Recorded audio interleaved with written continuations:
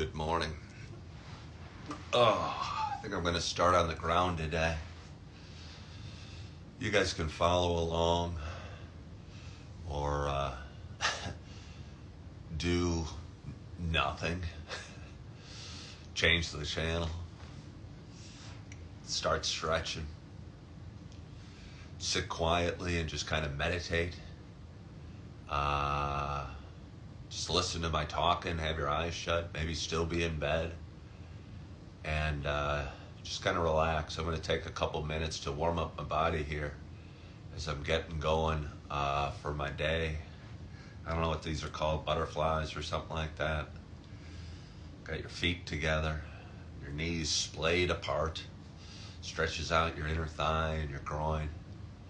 It's probably good for you. Kind of like to hold each position about 10 seconds. No real rhyme or reason. I mean, maybe there is. Maybe I realize, if you just race through the movements, you're probably not connecting your mind and body the way it should be to get your max benefit. And I feel at least a minimum of 10 seconds in each position with some breathing and some focusing on the way your muscles feel as they're stretching.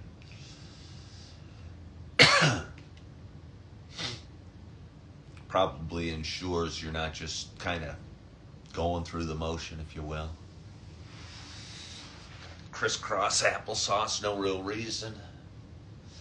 Do a little twist. Love twists. I like to imagine they're squeezing out my organs or wringing out my organs, if you will, and squeezing your belly and your stomach and your liver and getting all the yucky stuff out. I don't know if any of that really happens. I'm going to try these arm stretches. I usually do them standing up. I will just see if I can do them like this, just for fun.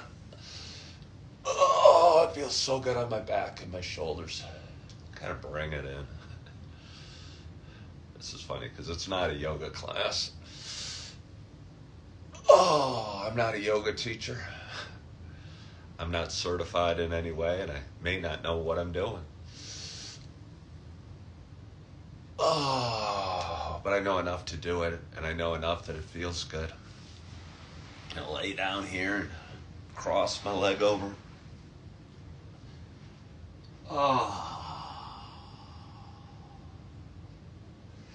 I'm still here. I hope you guys are here as well. I like to let out verbal sighs, breathing. Once had a woman in yoga. Believe me, in a yoga class, I don't make these noises.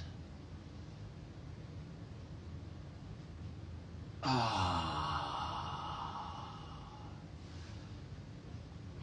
at home, if you want to make noises and it feels good and it helps you breathe and maybe exaggerate the breathing, I'd recommend going for it. Gonna start working our way up a little bit. I never actually thought these were worthwhile. They call them the cat and cow. Like that's a cat stretching and a cow mooing sort of. And you lift your hips up or your pelvis or whatever and your neck.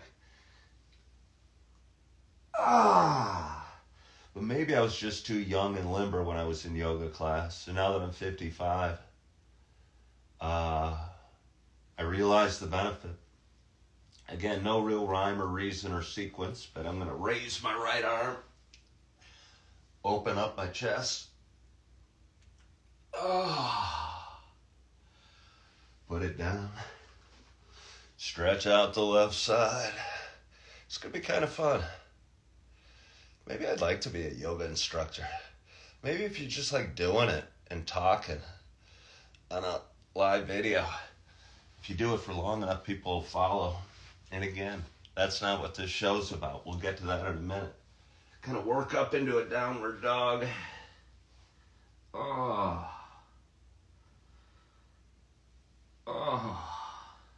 Bend my knees a little. Let my head hang. Work forward. Oh. Oh. I like to do a wide-legged one once in a while, just for fun.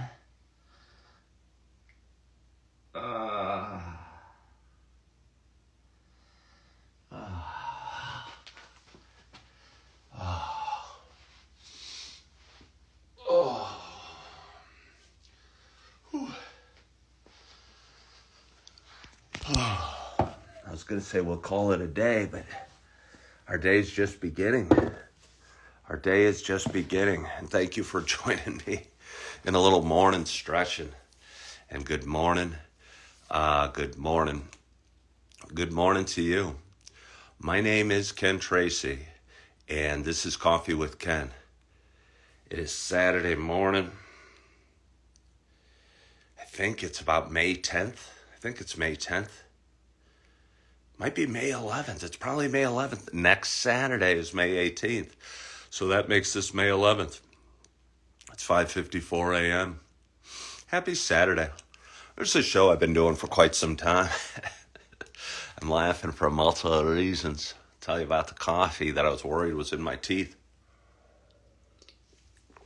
I was brewing my coffee a minute ago. I had a Keurig maker malfunction. And I don't know if I didn't put the lid down enough or didn't have the cup at the right angle. But it punctured some holes and it only filled up like an inch in my cup. And I looked in, I couldn't see, so I took a sip. Got a sip full of grounds. You don't want a sip full of grounds. Something was wrong. So I had to wash off everything and rinse it off and start over. Started feeling a little anxious because I felt a little anxious all morning. But then, as I've done to get me here from a guy that was laying in bed about an hour ago, fretting about everything, I kind of thought of things I'm grateful for. I said a little prayer. I was kind to myself and not punishing myself for my fear or my anxiety or anything. I faced it. And I got up out of bed, I made my bed, I came down, I made my coffee, I cleaned up the coffee mess I made, and made another cup and came down. I'm doing my stretching, my body's now feeling good, I got the blood flowing. I'm talking live to a beautiful audience of 9 people this morning, and thank you for joining. And again, happy Saturday, it's May 11th. This little show I've been doing for quite some time. It's a show about me talking and sharing some feelings and sharing the emotions and the ups and downs of a guy that's 55 years old right now and lives in Naperville, Illinois for the next week. I think I'm always going to call Naperville home. It's not where I grew up. I grew up in Downers Grove, which is about 10 miles away. But lived in Naperville for the last almost 16 years now. And feels like home in a lot of ways.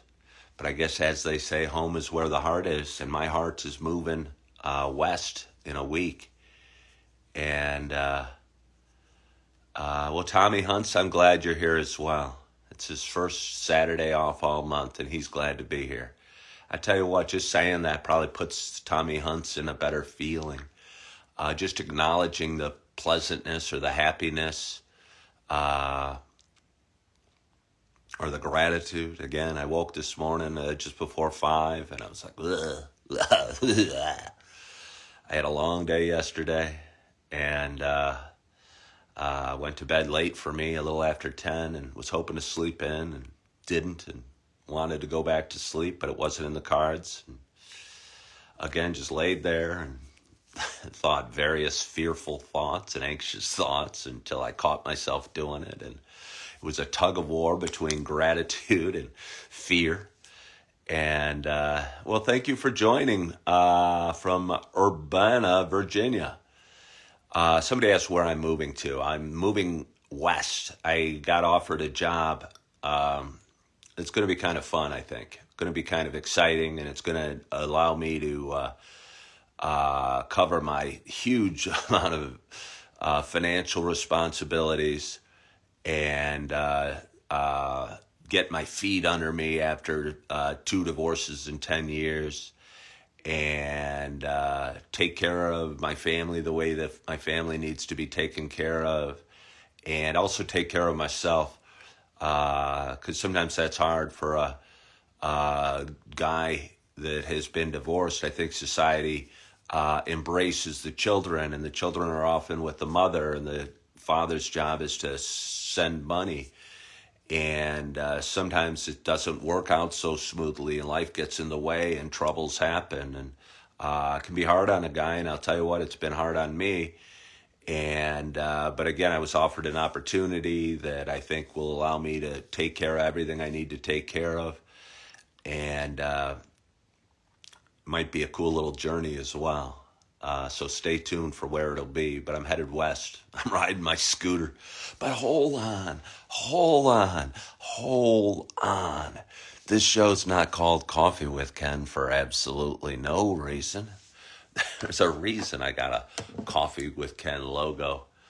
Yeah, sure. Amazing. Good things need to happen to people. Yeah. Well, I'll tell you what. I think it's a great thing. I think it's super exciting. And again, it's not a forever thing, which is perfect. But I'm going to be heading to a beautiful area of the country and doing a job that I know how to do, and I think I'm pretty good at, and can, help me pay the bills, and at the same time put a roof over my head, and because sometimes especially as a twice divorced dad, the thoughts are on survival, because you got to survive so you can take care of everybody else, and sometimes that's harder than it seems. And last summer I experienced it working a full-time job, and after my responsibilities having literally no money left, or I don't know about literally, but almost no money left to survive on my own, and I knew things had to change. And that's a big part of the reason I left Target last year. I was working at Target last year for about 7 months after switching careers, and took a job that was interesting and kind of fun for a while, but was only paying me a little bit, and a little bit barely covered my familial responsibilities. And I was in a tough spot, and still digging my way out of it. And I'm not blaming anybody or saying woe is me, but it's just life sometimes gets you, and you got to do your best to wake up with a smile. And the way I found it on a lot of really hard days was looking east and seeing the sunrise and thanking God for the sun, which gave me the strength to get out of bed and get dressed and get to Target and do my show and get home and, do it, repeat. But without some crazy inner joy or inner belief or belief in myself that I could do it, with God's help, I don't think I would have made it. Let me tell you, there were some tough times. But anyway, as I was saying, it's not just a show about me talking. It's also a show about me sharing my love of coffee. And with that in mind, I got a nice hot cup of coffee in front of me. And I am so excited to take my first sip at this early hour. My hope is wherever you are, whatever you're doing, that you got a hot cup of coffee in front of you as well. Cheers to us.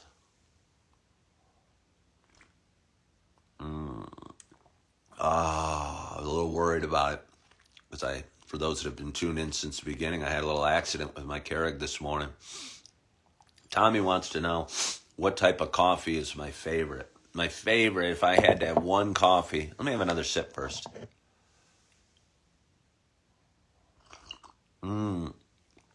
Gary, have a wonderful walk in Toronto. I think that is a probably beautiful way to start your day. I don't know if you're, good morning, RJ. Don't know if you're downtown Toronto, or you're kind of in the suburbs or what have you. But a walk on a early morning hour is a great way to start your day. So welcome aboard. I've heard Toronto's a nice city. I heard it's a lot like Chicago. I know it's in Canada, uh, but I think it's kind of parallel to where Chicago is, which seems a little, doesn't totally make sense to me. Um, doesn't totally make sense to me. I think Canada's the far north. How do I pick coffees? My love started in Rome because coffee is culture too as well. Anybody think he should be Bruce Willis of coffee? I had a guy. I was getting my scooter fixed. I going to be riding a scooter to my job uh, out west. It's going to be a crazy adventure and one that's causing me a lot of inner turmoil and downright fear. Because, like everybody else, my mind is programmed to what can go wrong or what could go wrong. And on my trip, there's a whole assortment of things that could go wrong. And but I'm just taking it step by step. And over the last, I don't know, long time, but over the last month, my back left. I don't have a back left. I have a front and a back tire. Sometimes I think I'm riding a car. Um, my back tire was totally bald, and I actually had some guys, kids behind me going, "Hey, man, your back tire's really bald." They were parked behind me at a gas station. And, there's some clouds out there. Be careful. And I'd been scared. I'd been worried, and I knew it was bald. But uh, when you only have two wheels and you have absolutely no confidence in the back wheel, it's not usually riding my scooter's a joy for me and a pleasure for me and kind of a getaway for me and a place to free up my thoughts and strangely let go of my worries because your primary worry when you're riding on two wheels is survival. And you realize if you get too distracted about a bill to pay or a interview or an appointment or paperwork you got to get in or whatever struggles you could have on a day-to-day basis, you might end up hitting the car in front of me, and those worries are going to go away real quick, and you're going to be focused on a new worry. So you kind of have to stay in the moment while riding, and it's usually a good opportunity for me to be in the moment. And even if that moment is based in a little bit of fear, because you are riding on two wheels, sometimes amidst traffic, I don't know, it keeps you in the moment. But it's hard when you're worried that your back tire's bald and that clouds are coming or drips are falling or the road is wet. And if your back tire starts skidding, you go from feeling like you're in control to in absolutely no control in about 2 seconds. So when you're in absolutely no control on two wheels, you're in a whole lot of trouble. So one more sip of coffee and I'll continue my story. So yesterday, after a long 2-week wait for the service department at my Suzuki dealer to open up a spot for me, I got the bike in and changed the oil and had the bike looked over and had the wheels changed, and it was more expensive than I anticipated, as often is in life. I don't know. There's always something they need to add or something here or something there. And, I needed to get this bike fixed. It's kind of funny. I spent $2,300 or $2,250 on it like 5 years ago. And it's a bike that's probably about $8,000 new, Suzuki Bergman 400, and I love it. But I spent about $1,000 in the last week on it in terms of tires, the installation of the tires right there. That was $500. The oil change was $100-ish, and I got what's called a top case that was supposed to be delivered yesterday, but it's going to be a few days late. Better not be a few days late because I need it. And anyway, it's going to help store my stuff on my ride out west. RJ's asking if I could feel the difference in the ride after the repairs. I think I could, and I'm sure part of it was mental.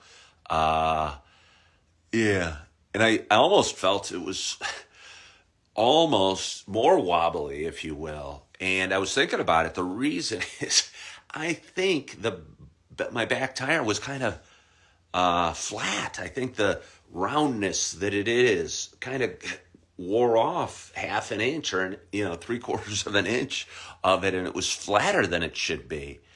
So it was kind of a weird feeling. I don't know if it was in my mind or not, but it was kind of a weird feeling, like it could go like this a little easier. And I thought it would have been more stable. And I think it is more stable in this condition because you're not riding on a flat edge, if this makes any sense, where if you go off suddenly it's a steep fall. It's the way it's supposed to be. And I almost thought the engine purred a little better. And I'm sure that was probably in my mind. But it's important to love on, your mechanical things, your car, take care of your house, change the filters on your furnace, change the oil on your motorcycle or your scooter or your car, because they need some love too. And they need some love too. And it was good giving some and get my car or bike fixed and ready for next week. So here's to next week. Went to a track meet last night. Again, I wake up at 5 in the morning. I didn't get home till after 9 last night. So it's a long day. And my daughter Morgan had a track meet last night. And it was at my home school. It was Downers Grove North. I'm showing you this because they put a mark on my hand, and it's a purple mark. I don't know if you can see it. It is the school color of Downers Grove North, my alma mater. Is it an alma mater at high school? I think that's a college thing, but either way. It's where I went to high school.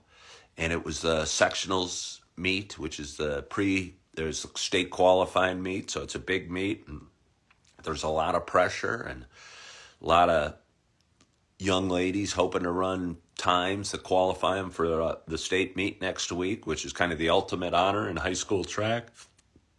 My daughter's a freshman and ran the 400, which is one time around the track, and ran a PR and ran real well and had a great season. And I was super proud of her competing on the varsity level as a freshman.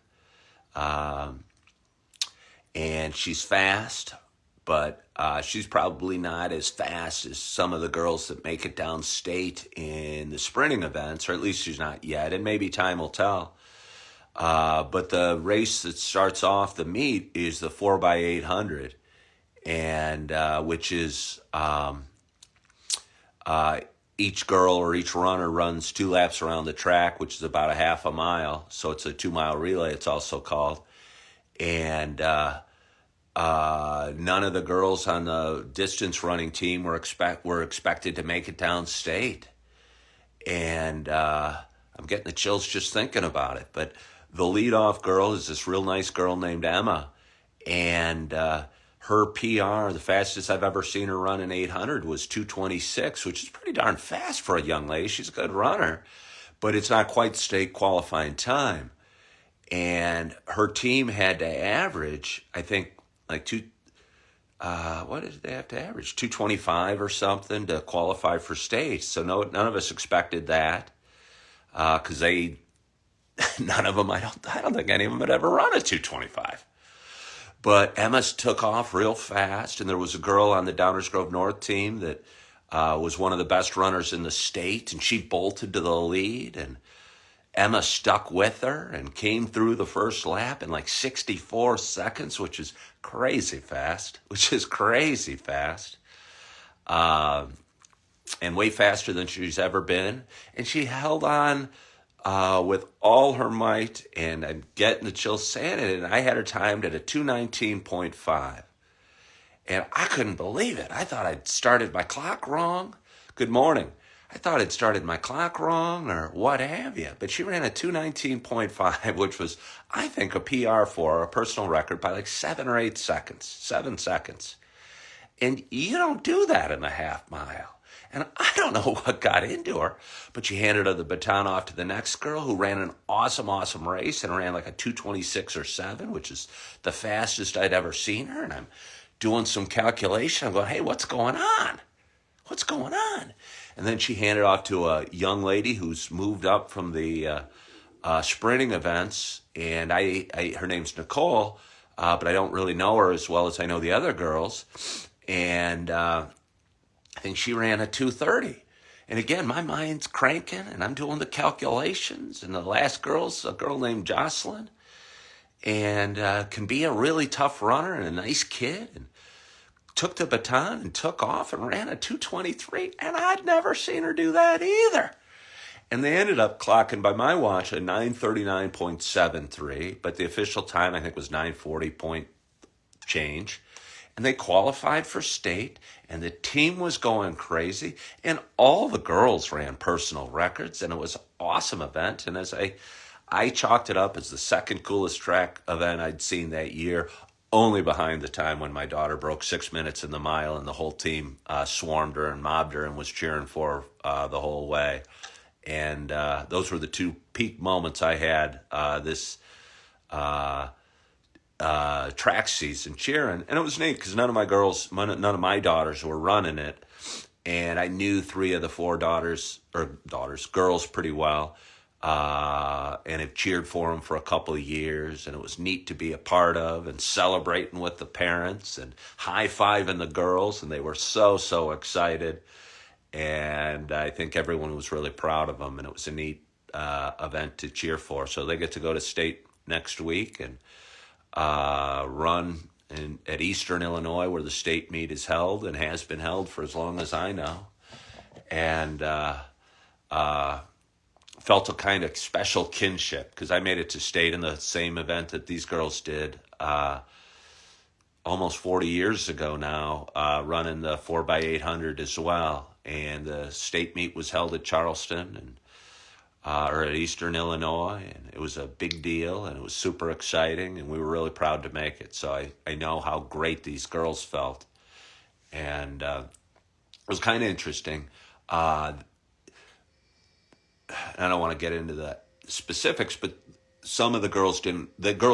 None of those girls, I don't think, qualified in their own individual events, and none of them could repeat the performance they had for the relay. And Emma, who I told the story of running a PR by 7-8 seconds in the 800, suddenly I would have never thought she had a chance to make it to state. But suddenly I was expecting her to because she ran a state qualifying time in the relay. And she couldn't relive the magic she created because honestly I think she'd left it all on the track during the relay. And still ran, other than that relay performance, her best ever time. And, she felt disappointed and sad. But I came up to her as she was walking off the track and said, "Hey, you had a great night.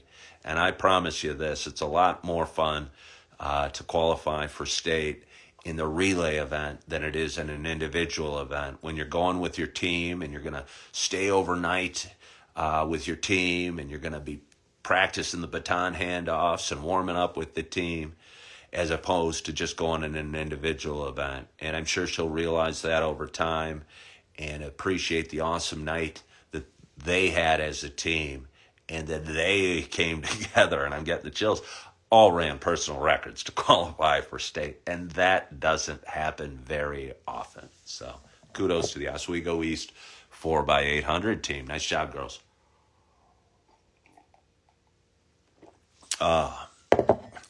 But anyway, it's Saturday morning.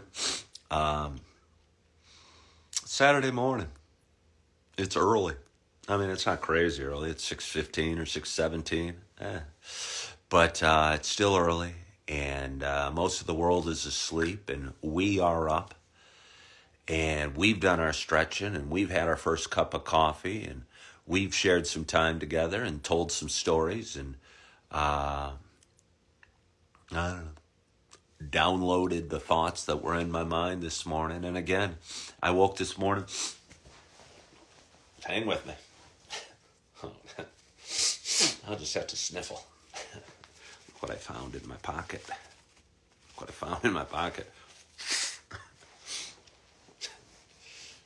Worked. Note to self. Get a full Kleenex and put it in your pocket. Hey, Ken, I'm starting my first business at the age of 22 with my older brother. Can you give me some advice? Okay. Yeah, I can. It's funny because people ask me advice like, I don't know, like I'm Mark Cuban or somebody that's had mega success and is worth $1 billion. and I'm not worth $1 billion. But I've had some success. I've had some failure too. I Whatever you expect, here's my advice to you as far as starting your own business. Kudos to you for starting a business at 22. I think that's awesome. And I don't mean this in a negative way, and I hope you have the most successful business in the world, whatever it may be. But I do realize that most businesses are way harder to get started than most people expect. And I've seen it in my own life, whether I was a real estate agent or a content creator or managing my dad's printing store or even working as a stockbroker. When you're getting started with something and you're not an employee and they're not telling you exactly what to do and you're getting paid a salary, if you're going to be an entrepreneur, expect it to be harder than you expect it to be, and expect to have to work harder.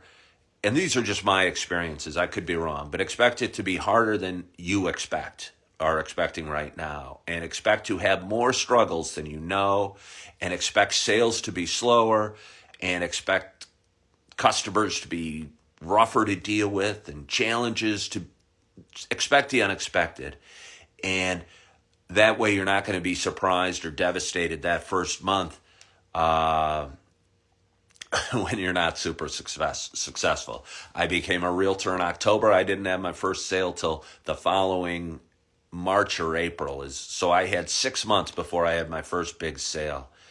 And I think if you go in realistic and expecting to have to work harder and do more and struggle more than you knew you could, I think that's going to give you the best opportunity to be successful in your business. And I'm proud of you for starting it. I think at 22, holy smokes, if you are a go-getter and believe in yourself and are willing to take the risk of starting your own business at 22 and realize that, things could not work out, but you're willing to pull yourself back up and do it again at 24, you're going to have a great, fun, exciting life and live your best life. So kudos to you. I'm divorced. Do I need to buy my ex-wife gifts for my kids for Mother's Day? I would buy her a Mother's Day gift. Yes. I don't want to say you need to, but I think, definitely. I think that's one of the best things I've done. And believe me, it hasn't been harmony for me and my ex-wives. But get them a gift card. Get them a gift card to get their nails done, or a gift card to Target, or buy them some flowers, or what was I was just thinking another one. Oh, it's too late to order it, but any divorced men out there, I'll tell you what. And it's not even expensive. There's socks that are sold on Google that say, I am a great mom, or I'm a great dad, or I'm awesome on it. And I'll tell you what, I think one thing that we all want to feel is appreciated. And I think, especially when you're a single mom or a single dad, I think you feel life's beating you down, and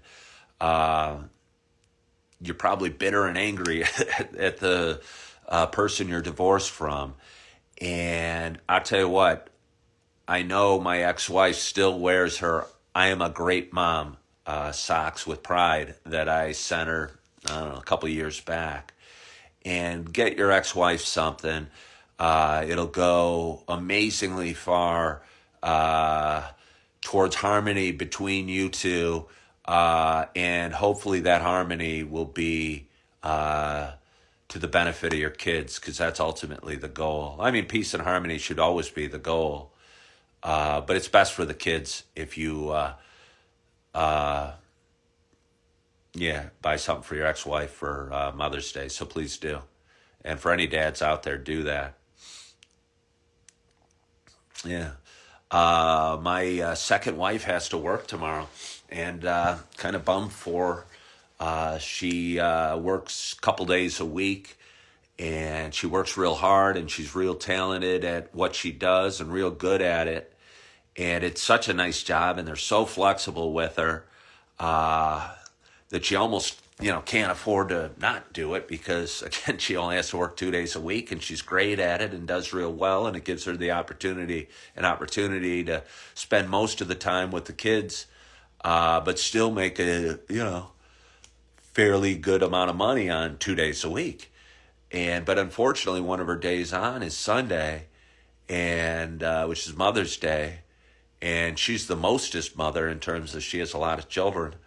So I feel bad for her, and I told her, hey, we'll pretend today's Mother's Day, and she can do whatever she wants, whether it's gardening or sleeping or taking a bath or shopping or whatever, and I'll do what I can to make it possible and have today be a best possible day for her. So, yeah, that was a great question. I appreciate that. I'm going to drink a little more coffee, and I'm going to sign off unless anybody else has anything they want to chat about. I'm open to questions. I appreciate the interaction. It makes my show fun. I always have some random thoughts to bounce around. But it's kind of fun engaging with the audience and sharing some thoughts. So let's drink a little more coffee.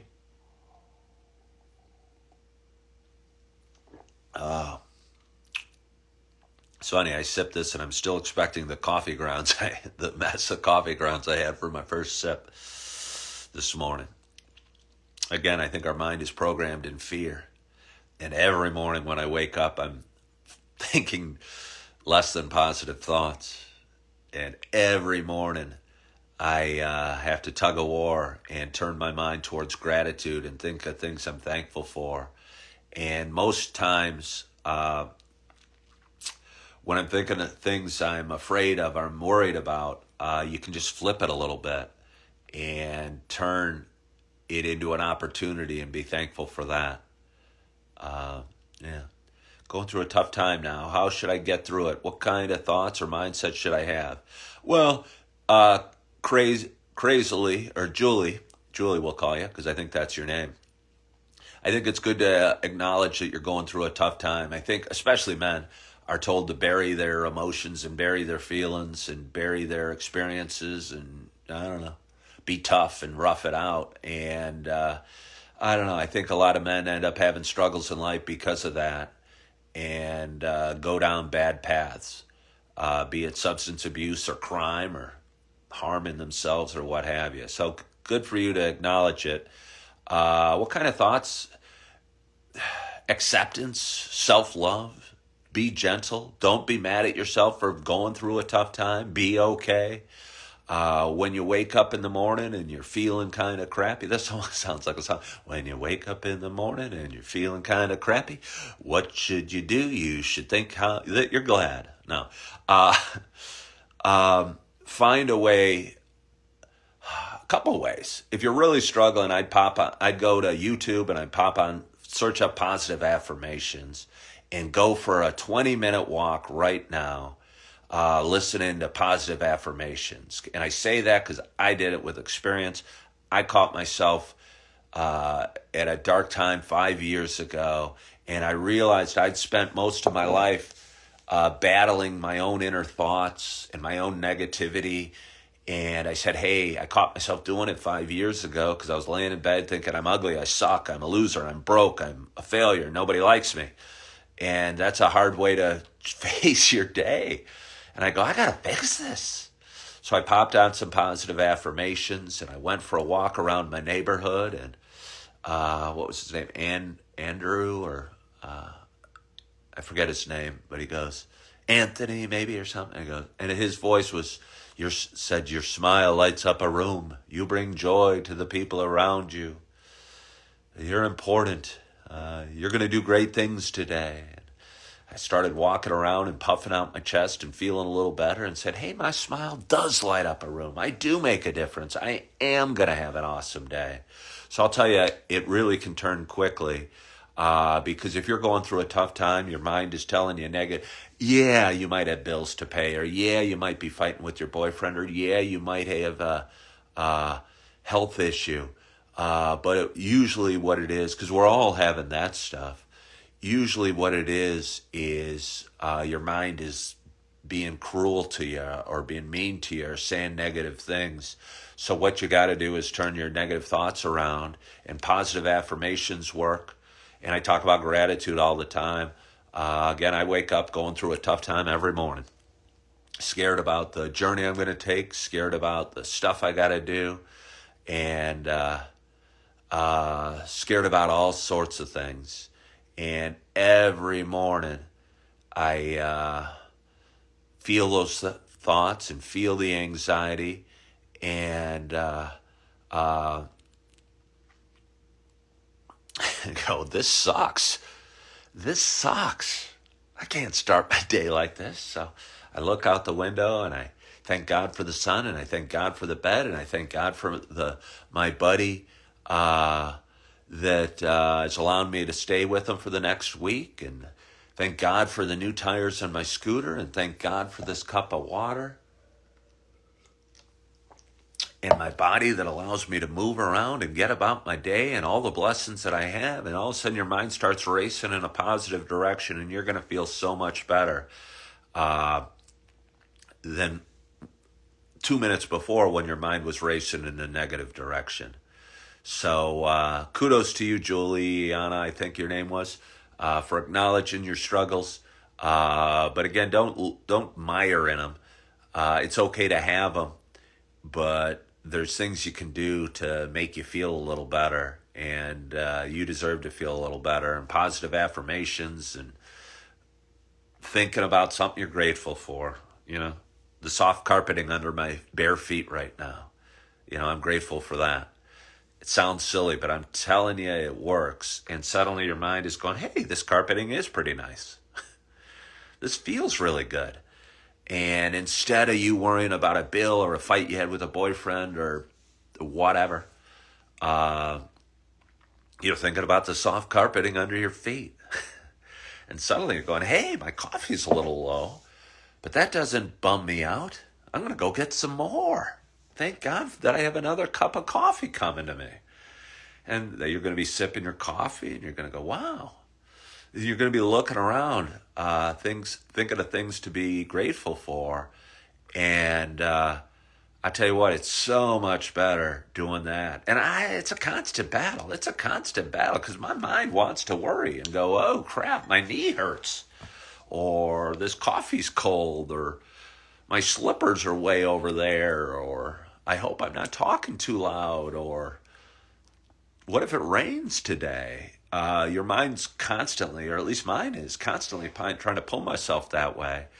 But you catch yourself in those negative thoughts and you go, hey, sitting on a nice couch in a nice home on a nice day, and got 4 beautiful kids and a body that's still enables me to move around, and a scooter with 2 new tires that I'm excited to ride today. And I'll tell you what, you start feeling better. And once you start feeling better, you start doing better and being better, and bringing that better you to the world around you. So, yeah. But anyway, one more sip of coffee. It's Saturday morning. I so appreciate you guys joining me today and sharing some time on this morning. Sharing a little bit of coffee, sharing a little bit about your day, sharing a bit about my adventure with life. And I want to thank you for hopping on today. In a week, I'm going to take my show on the road, if you will. And I'm super excited, but super terrified all in one. And I hope you follow along on my journey day to day. And if it's okay with you, I'm going to start with a little stretching every morning, because I think it's a really good habit. Hey, Morgan Stanley broker here, and a new dad. Congrats. That's awesome. That's awesome. Yeah, I have some friends that work with Morgan Stanley, and congratulations on being a new dad. I think there's nothing cooler in life than having children. And again, God blessed me with 4. And I spent the night with the 2 older ones last night at a track meet, and I'm going to spend the day with my 2 little ones today while their mom does whatever she wants to do. And again, thank you all for joining. And I hope you have a wonderful day, and I hope you had a great night's sleep. And yeah, you're excited about your day. You're feeling good. You're loving yourself.